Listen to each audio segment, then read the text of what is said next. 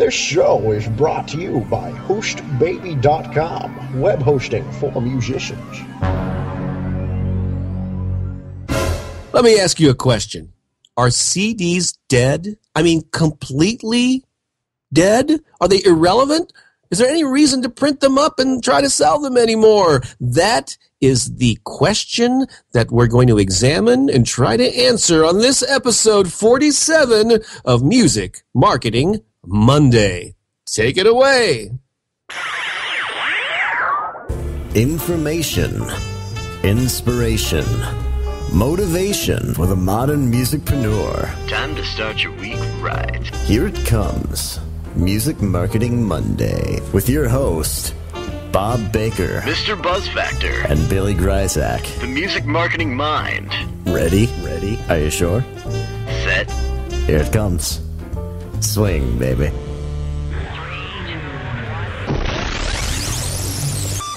Ladies and gentlemen, today we'd like to start off this episode of Music Marketing Monday with a moment of silence for the CD.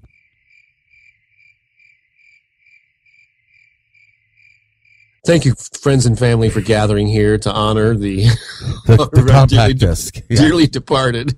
Yes. Hey, what a thoroughly depressing way to start the show, but hey, this could be a thoroughly depressing topic if you're the kind of person that just got 1,000 CDs in the mail. Hopefully nobody we know has done that. Anyway, my name is Billy Gryzak of the Music Marketing Mind, and that fella over there with a big old box is Bob Baker with a big old box.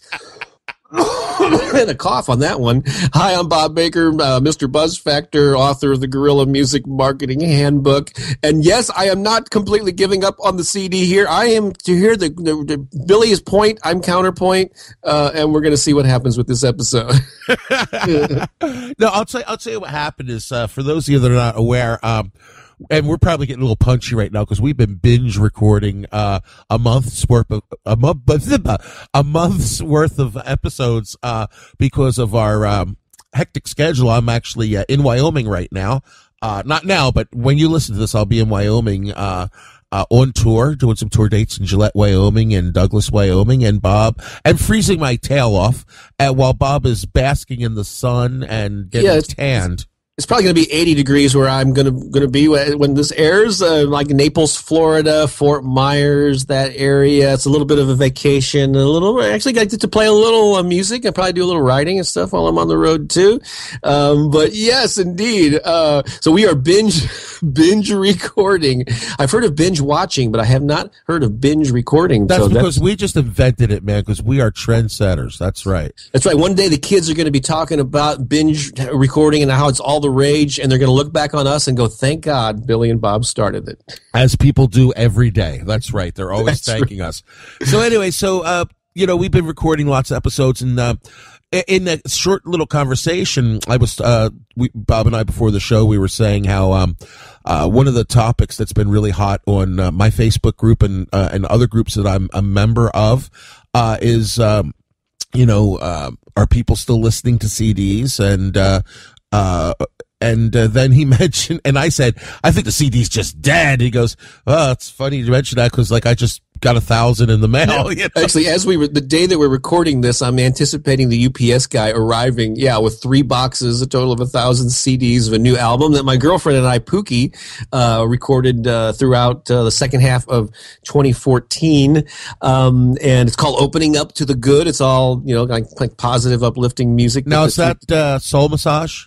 It is not. Soul Massage is a different thing, which is like an electronic music project. Similar, it has also a positive vibe to it, but it's a completely different, what do you call it, genre or style of music. This album is more typical guitar and bass and drums and that kind of thing, and harmonies and all that good stuff. Wow. But still with an empowering kind of uplifting message. But yeah, I'm anticipating this physical CD to come, so we could talk about yeah, is it worth doing? And in what situation should you not? Because they're even talking about the death of digital downloads, which I think we discussed in the trends thing episode a while back. And so here we're going even back to the CD. So I'll let you kick things off from your perspective, and what are some of the conversations taking place in your forums that you were just referring to? Right. Well, before we get there, let's just there's a definition of insanity that I love, and it's doing the same thing over and over and over and expecting different results. Okay, so tell me if this sounds like this fits sort of in that mindset. I posted a question up in my group, Music Marketing Mind on Facebook, and several other prominent music business and music marketing and support groups around the internet. And I basically asked a simple question. It was like, so be honest, how many CDs did you personally purchase in 2014? Okay, innocent, nice little question. And the average response was between like 0 and 3. Okay, and the people that bought the 3, or a few more in some cases, only bought their CDs off stage at a show or Kickstarter support to support a band. And so I followed that up with another question, which was, well, how many times have you walked into a store or browsed an online store to either with the mindset, I'm going to go purchase a CD today, or I'm going to browse the store and find a CD that looks interesting and buy it? And of course, it was like 0, like nobody did that. Mm-hmm. So I followed up with a third question, which was I was almost trying to lead them into sort of a trap of sorts to get to the real answer that I wanted to know. So I said, based off of the fact that you're not buying CDs, and nobody you know is buying CDs, and nobody, and you're in my case, the last 2 computers I bought don't have a place to put a CD in, and all of the new cars I've been looking at don't have a place to put a CD in, and I don't have a home stereo. You take all that information, and I said, so who's planning on pressing CDs this year? And everybody's like, oh yeah, I'm still going to make CDs. I'm making CDs. I'm like, that's insane. If nobody's buying CDs, why are you buying CDs? And then my partner here, Mr. Buzz Factor, says, well, I just ordered 1,000 CDs, so I can wait to hear this. Of the new album. So, yeah, correct. So I guess the car that I'm driving is I think is a 2003. Or something like, no, I don't know. It's several years old, so I haven't gone shopping or looked at new cars in a while. Are you serious? They're not even putting players in newer cars now? That is correct. They have Pandora and Spotify. Wow. That's interesting. I did not know about this development. So I mean, that's what I'm saying. And my Mac doesn't have a CD-ROM drive. My daughter's Windows 8 computer doesn't have a CD-ROM drive. I don't have a home stereo anymore. The closest thing I have to that is like a PlayStation, which I guess plays music on the CD format. But and so I mean, based on the fact that the industry isn't really manufacturing the devices that you listen to CDs on as much as they used to right there, doesn't that send up a red flag to somebody, Bob? Right. It should. However, I still think it's not completely dead, especially and so should I tell you my reasoning for this? Yeah, and also I'm playing devil's advocate because I still do make CDs myself, and I will explain myself there. I just don't make 1,000 at a time. And we'll talk about that, but that was ridiculous. Yeah. Maybe not. I mean, it goes back to the thing I say in almost every episode. If you know your target audience, if there's still, hey man, if your target audience still wants their books, Bob, delivered with, granite tablets chiseled in, you give it to them. That's right. You give them what they want. So yeah, tell us your reasoning and what your thoughts are, Sure. and then we'll throw it around the court a little bit. Well, you mentioned, it's funny, you mentioned the books here, which I wasn't planning on talking about, but it is a good analogy that people have been talking about the death of the printed book for years now, ever since the ebooks have become all the rage. And I still publish in both formats. And actually, there's a number of people that still buy the printed versions, and they're more profitable too. Because even making 70% on a $2.99 ebook doesn't compare to making half of or whatever of a printed book. Yeah, it's just more profitable per unit because there's more involved. People are know that they got to pay for the printing and the shipping of the book and all that good stuff.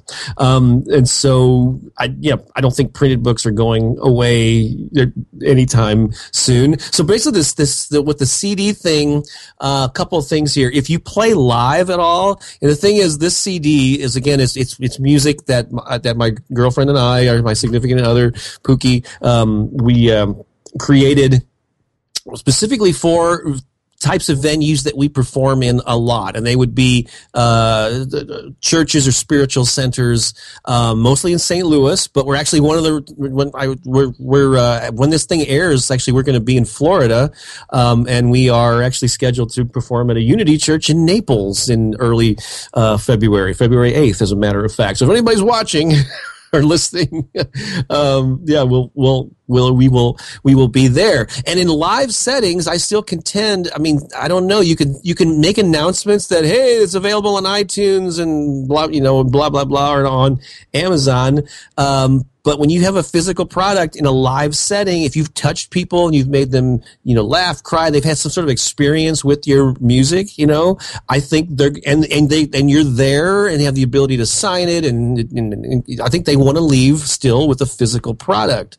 And I think, and this audience tends to be, there's some young people at these various centers, but many of them also are in their 40s and their 50s, and they're still, and the idea of a CD is not foreign to them, and so that is my rationalization for that.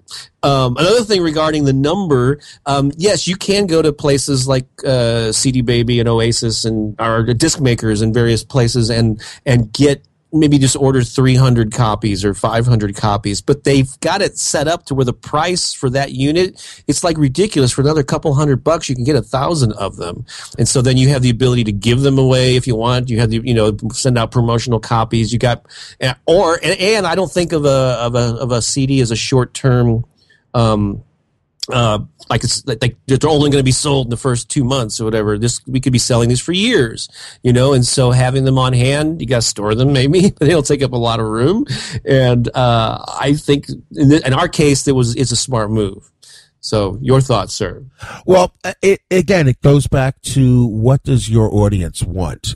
For me, there's one, target group that still actually want CDs for me, which is libraries, because until they've come up with the all digital loaning library or something else happens, libraries need something to loan. They need something to have on the shelf. So to be brutally honest, if it wasn't for libraries, I honestly don't know if I would make CDs right now, as far as, how profitable it is, for me. That's number one. Number two, I don't think there is a real good alternative for live shows yet. People say download cards, but download cards are still kind of alien to a lot of people. And from what I can tell, only about 20 to 30% of the people that buy a download card actually download the music. Isn't that interesting? You know what I mean? So if your goal is to actually have people hear your music, download card might not be the best way to go. That's interesting. Yeah, kind of like gift cards or something. I bet you a lot of people that buy gift cards or receive them as presents probably end up like losing them or not, not using them.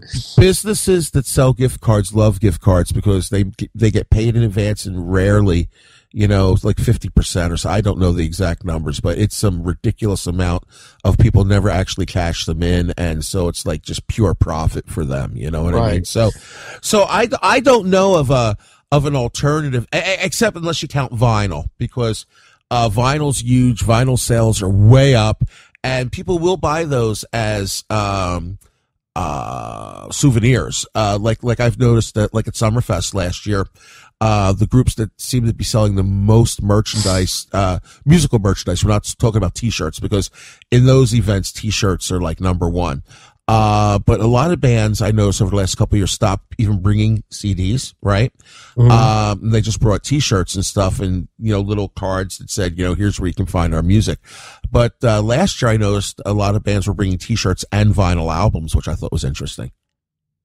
Cool. Now, and we've established, over these many episodes that you are an active live performer.